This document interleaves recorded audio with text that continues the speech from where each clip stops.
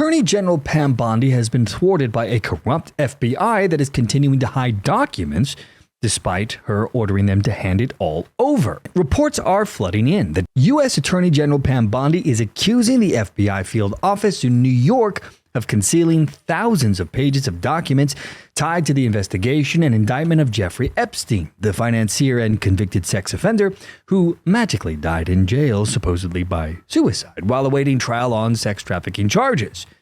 Now, Bondi has sent a demand letter to newly anointed FBI Director Kash Patel, stating that she had repeatedly requested all Epstein-related files and was assured by the FBI that she had received the full set. Approximately 200 pages, including flight logs, a contact list, and victim information. However, she later learned from an unnamed source that the New York office possessed a huge trove of additional documents that were not disclosed to the Attorney General. So what in the world is happening at the New York FBI office? This is an article from the UK Daily Mail discussing this very issue, where it says Kash Patel vows to redouble search for missing Jeffrey Epstein documents after Pam Bondi Phase 1 dud release. FBI Director Kash Patel has personally vowed to hunt down thousands of pages of missing Jeffrey Epstein files after the first tranche was released on Thursday. Pam Bondi, you see, had promised that the full set of files would be released to the American people on Thursday, but she said it has since come to her attention that thousands of files remain secret. She has requested that they be handed over to her office by tomorrow at 8 a.m. The Trump appointee Patel said in a statement that if there are gaps, we will find them. If records have been hidden, we will uncover them. There will be no cover-ups, no missing documents, and no stone left unturned, and anyone from the prior or current bureau who undermines this will be swiftly pursued. Now, I don't know about you, but I have zero faith in the FBI as an institution. Ever since good old James Comey strutted onto the scene, setting up Lieutenant General Michael Flynn back on Trump's first inauguration with a perjury trap, you remember this, Comey, the then FBI director, greenlit a plan to destroy General Flynn during the Russia collusion hoax. Flynn, who was at the time Trump's incoming national security advisor, was interviewed by two agents. One of them is the notorious Peter Strzok at the White House just 4 days into the administration over December 2016 calls with a Russian ambassador. Now, the FBI had transcripts from wiretaps thanks to a FISA surveillance order, but the interview wasn't about fresh evidence. Instead, it was a perjury trap. Comey later bragged to MSNBC in 2018 that he sent agents in a, quote, more informal way, bypassing White House counsel, exploiting the transition chaos. Flynn, who was unrepresented and reportedly casual, misstated details of the calls. This is how the FBI gets you. And so they forced him to plead guilty to lying in 2017 under special counsel Robert Mueller's pressure, only to retract it in 2020, claiming coercion. Declassified documents later showed that FBI's Crossfire Hurricane team had already concluded that Flynn wasn't a Russian asset, and yet Comey pushed to keep the case alive. Strzok smirks text to Lisa Page about we need an insurance policy back in August of 2016, then fueled theories of political bias. And notes from Bill Priestap, the then counterintelligence head, asked, what's our goal, truth or admission, or to get him to lie so we can prosecute him or get him fired?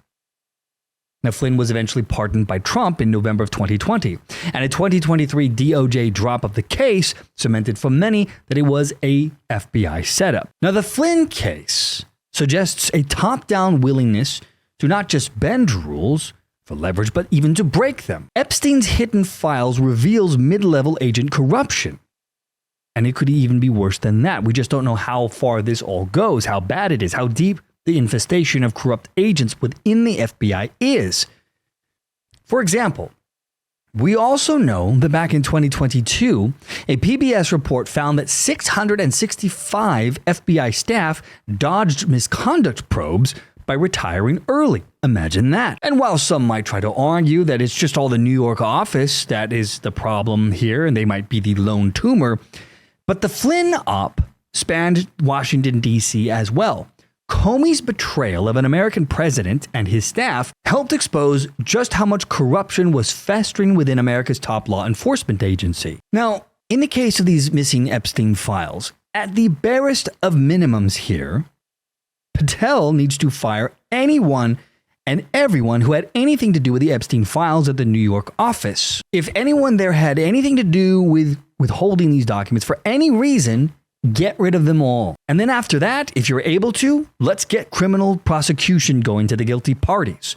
We already know that by law, destroying or intentionally concealing federal evidence could constitute felonies, like obstruction of justice or tampering with evidence. Bondi's letter emphasized no withholdings or limitations to her access. And so any deliberate defiance should trigger Department of Justice prosecution here. It certainly would to the average person like you or I if we were to do anything like that.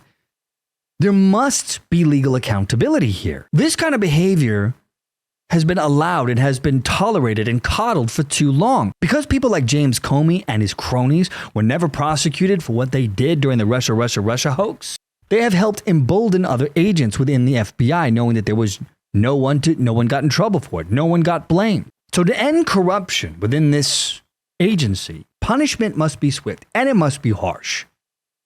No mercy for these people. And finally, after all that's done, after you get these people out, there needs to be massive institutional reforms at the FBI. And thankfully, Kash Patel might be the man for the job.